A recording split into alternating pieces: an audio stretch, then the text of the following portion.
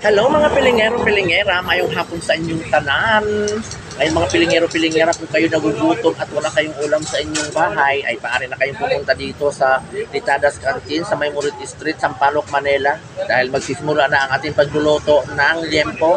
So nandito pala tayo ngayon mga pilingero sa may Sampaloc, Manila na kung saan punong-puno ng katabaan ng liempo mga pilingero-pilingera.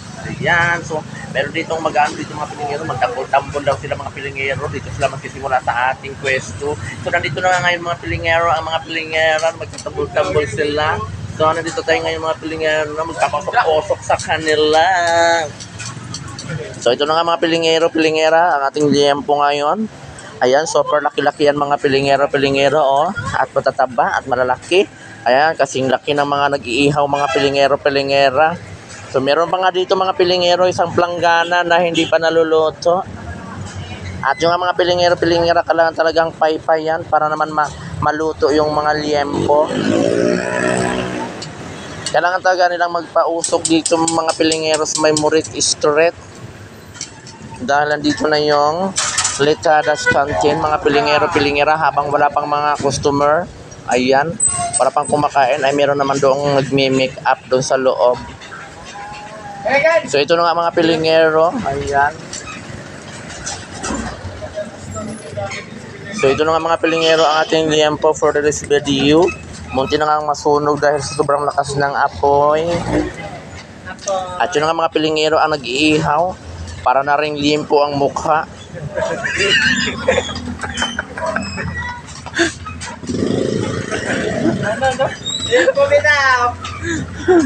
So masdan natin ang liempo, oh. O di ba kasing mukha niya mga pilingero. Kung gaano naman kataba ang liempo, mataba ang mga liempo natin. Ito naman ang kasing payat ng nag-iihaw. So kailangan talagang baliktarin ang liempo kasi hindi kailangan masunog kasi baka naman mapait pagkain sa mga customer. Baka mamaya ibalik sa atin, ayaw na bayaran dahil mapait ang liempo at nasusunog. Nasusunog na nga ang liempo pero hilaw pa mga pilingero-pilingera. Kasing hilaw sa mga nag-iihaw. Mausok mga pilingero-pilingera. So dito naman tayo mga pilingero sa nagluluto ng fried chicken. Talaga namang napakasarap at malutong ang kanyang fried chicken mga pilingero-pilingera. Ito na nga mga pilingero-pilingera, ipapakilala ko sa inyo si J. Aljoriola aka Aljoriola, kung saan nagluluto siya ngayon at nakadamit siya ng freedom. Ayan, sapagkat hindi siya nag-i-smile dahil gusto niyang bayaran ang ko. Ayan, ganito lang pala magluluto ng fried chicken mga pilingero-pilingera. Kailangan lang din palang balutan ng mga harinang hilaw at ilulublob dito sa nagkulong mantika.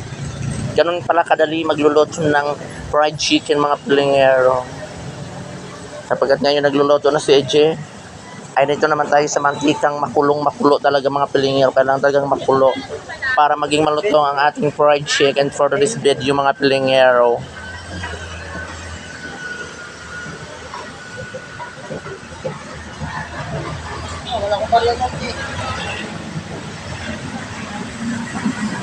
Super init nga dito mga pilingera. Dito lang yung matatagpuan sa Maymurit Street ang ating fried chicken. Dito nga pala mga pilingero ay galing niyang balik-balik to Quiapo mga pilingero. Ngayon ay walang traffic dahil wala na mga estudyante na pumapasok. So tapos na nga siya mga pilingero magluto. Tapos itang magluto at maglublob dito sa ano. So kailangan niya naman mga pilingero maglagay ng panibago para naman pag maluto to ay meron na siyang ilublob na naman ulit. So dito lang yan mga pilingero, kung gusto niyo pumunta dito, punta na kayo dito sa Maymurit Street at makikita nyo ang ating fried chicken na malutong at mainit pa. Ito na nga mga pilingero ang finished contract ng mga pilingero. Brown na brown talaga mga pilingero, parang KFC or Jollibee. Sino ba hindi malutong? Iyan yung nagluluto, lutong na lutong. O, likod pa lang ulam na. Ito na yun, meron tayong mga liig na 12 and 15 pesos. At meron din tayong mga balat, mga pilingero-pilingera. So meron na nga bibili dito. Magkano ito? Ayun.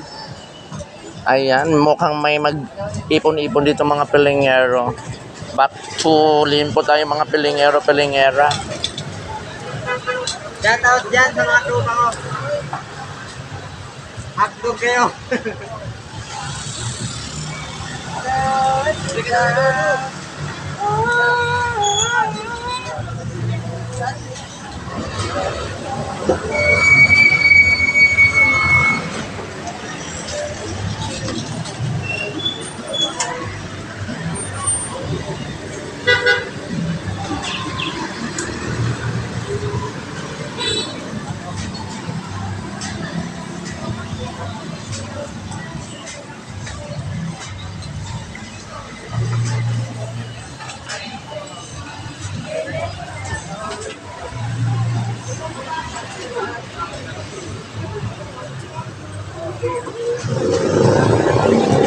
So, bye-bye mga pilingero, pilingera. Thank you for watching. Bye-bye, paalam.